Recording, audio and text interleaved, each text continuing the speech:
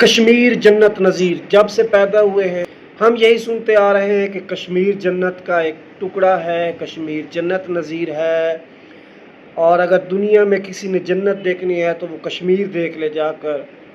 لیکن افسوس آج کشمیر لہو لہان ہے، وہاں پہ اس طرح کے حالات پیدا کر دیے گئے ہیں کہ ہم کچھ فیصلہ کرنے کی پوزیشن میں نہیں ہیں کہ وہاں پہ کیا چل رہا ہے، کس کا قصور ہے، لیکن وہاں بہت لہو بہہ رہا ہے، ہمارے دل تڑپ رہے ہیں، ہمارا جگر خون کے آنسو رو رہا ہے کہ کشمیر کو لہو لہان نہیں ہونا چاہیے۔ مقبوضہ کشمیر جو انڈیا کے ماتحت ہے، وہاں تو پہلے سے یہ سلسلہ چل رہا ہے، وہاں پہ ظلم و ستم کا بازار گرم ہے۔ یہاں پہ یہ حالات کیسے پیدا ہو گئے؟ کون سی ایکشن کمیٹی تھی؟ کون سے لوگ تھے جنہوں نے یہ فسادات برپا کیے، جنہوں نے ریاست کے لوگوں کو اور مسلح افواج کو آمنے سامنے کھڑا کر دیا، جنہوں نے ایک دوسرے کی بے گناہ جانیں لینا شروع کر دیں، ایک دوسرے پر ظلم و ستم کرنا شروع کر دیا۔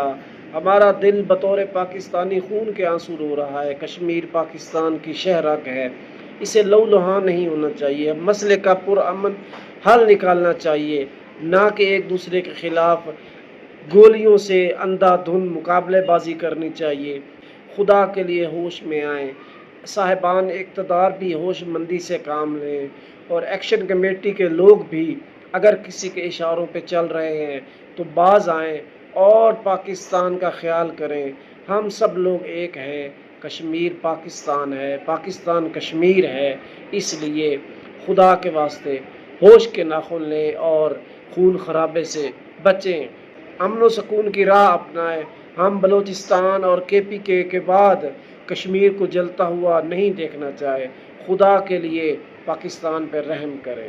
پاکستان زندہ باد، اہل کشمیر پائندہ باد۔